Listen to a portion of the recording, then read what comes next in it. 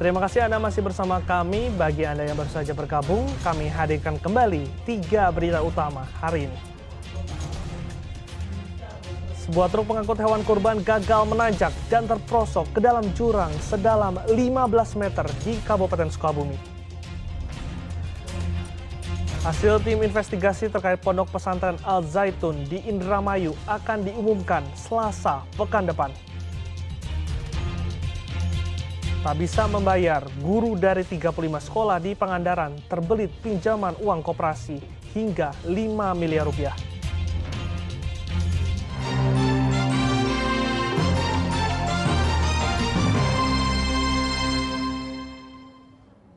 Pemerintah Provinsi Jawa Barat bersama MUI, Kemenak, tokoh agama, ulama, dan ormas Islam menggelar rapat khusus untuk membahas polemik pondok pesantren Al Zaitun Indramayu. Hasil tim investigasi terkait pondok pesantren Al Zaitun di Indramayu akan diumumkan Selasa pekan depan.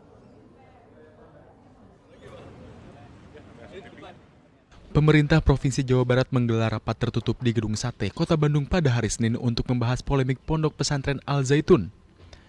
Rapat tersebut dihadiri MUI Jawa Barat, Kementerian Agama Jawa Barat, ormas Islam, serta tokoh agama. Rapat tertutup selama 2 jam itu menyepakati sejumlah hal yang menjadi sikap dari Pemprov Jawa Barat terkait Al Zaitun. Meski demikian, Pemprov Jabar enggan menjelaskan keputusan apa yang diambil dalam rapat tersebut. Menurut Wakil Gubernur, keputusan akan disampaikan langsung oleh Gubernur Jawa Barat Ridwan Kamil. UU memastikan rapat tersebut memang digelar khusus untuk membahas polemik yang sedang terjadi di Al Zaitun. Mereka ingin tentang apa, Pak? Bapak tadi belum menyampaikan pembahasan tentang apa? Pembahasan tentang Al Zaitun. Al Zaitun. Seperti itu ya. Target finalnya sampai kapan, Pak? Saya tidak bisa menyebutkan, nanti aja Pak Gubernur, karena keputusan ada di Pak Gubernur. Saya hanya menjalankan tugas Pak Gubernur aja. Tapi rencana kemarin datang ke Al Zaitun tetap akan terlaksanakan, Pak? Nanti Pak Gubernur yang menyampaikan. Ya. Saya tidak bisa menyampaikan, yang jelas nanti yang buat keputusan pimpinan saya, Pak Gubernur. Sementara itu, di tempat terpisah, Gubernur Jawa Barat meminta Al Zaitun kooperatif. Jika hasil investigasi ditemukan adanya pelanggaran baik dari nilai keagamaan maupun administrasi, akan ada tindakan kepada Ponpes Al Zaitun. Tapi apapun itu, kami juga tidak bisa melakukan sebuah keputusan tanpa fakta yang lengkap. Jadi faktanya sedang dilengkapi oleh 7 hari tim investigasi. Terkait tadi pertemuan yang ratusan ulama itu, ya, itu mayoritas itu bagaimana, Pak? itu kesimpulannya membentuk tim investigasi. Dari mulai kapan sampai kapan, Kang? Dari besok sampai Selasa depan. Terus bedanya dengan tim MUI pusat? Nah, sedang akan disamakan, disinergikan, biar satu tim aja. Karena yang saya dapat informasi tim Betul, MUI tim pusat MUI pusat juga akan datang. Daripada ngetok pintunya 2 tim, saya hari ini sedang mengkoordinasikan, udah gabung aja. Tim investigasi Al Zaitun akan berisikan orang-orang dari berbagai instansi seperti MUI Pusat dan Jabar, Kemendag, Kepolisian, dan Kejaksaan. Hasil keputusan akan diumumkan pada hari Selasa pekan depan. Muhammad Rizal melaporkan dari Kota Bandung. Sengketa lahan antara ahli waris Haji Mastur dengan Pemkab Cianjur berujung pemasangan baliho dan spanduk kepemilikan lahan di atas bangunan sekolah Madrasah Aliyah Negeri 1 Kabupaten Cianjur pada Senin siang. Tindakan ahli waris Haji Mastur dilakukan karena sertifikat hak milik atas tanah masih atas nama Haji Mastur.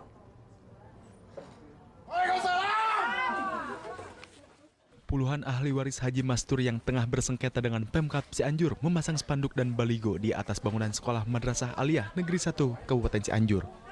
Salah satu ahli waris juga menggelar orasi sebagai penegasan tentang kepemilikan atas lahan tersebut. Menurut kuasa hukum ahli waris, berdasarkan amar putusan kasasi dari Mahkamah Agung menguatkan putusan Pengadilan Negeri Cianjur tentang kepemilikan atas tanah yang dimenangkan ahli waris Haji Mastur. Karena itu bangunan sekolah yang berdiri di atas lahan kepemilikan ahli waris Haji Mastur dianggap ilegal dan tidak memiliki kekuatan hukum. Menyelesaikan atau berperkara itu hak mereka, tapi setidaknya ada balasan, ada jawaban.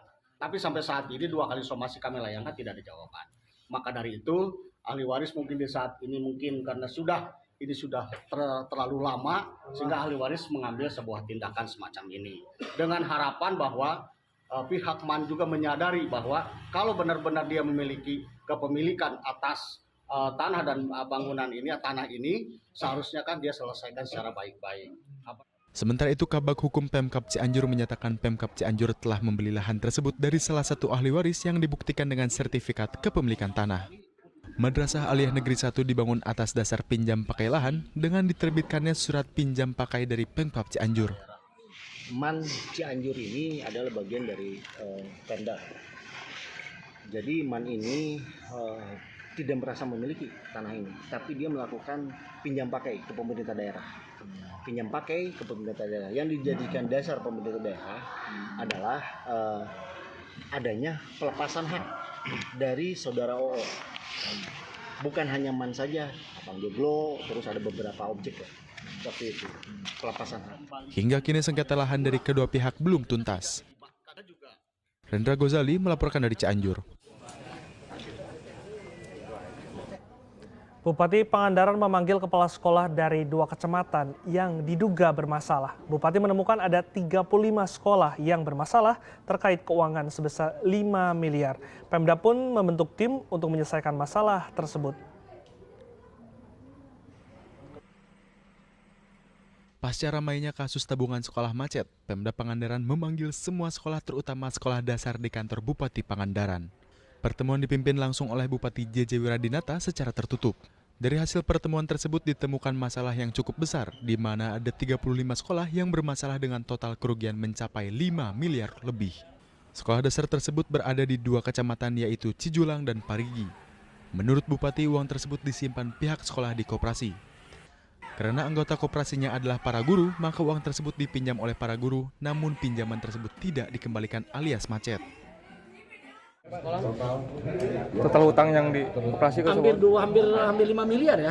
Per koperasi apa? Seluruhnya di 3 kecamatan. 2 kecamatan. Kalau yang lain saya kira mereka tadi PTD cukup jalan lah. Jadi ada 30 sekolah. Pak, dari 35 sekolah itu semua bermasalah, Pak? Ada yang setengah lancar, ada yang tidak lancar, ada yang mandek sekali. Ya. Ada yang di koperasi, ada yang di guru. Kini pihak Pemda telah membentuk tim penanganan yang akan membantu proses penyelesaian masalah tersebut. Jika pihak koperasi tidak mampu mengembalikan uang tabungan siswa, maka asetnya akan dilelang untuk membayar utang. Eko Setiabudi melaporkan dari Kabupaten Pangandaran.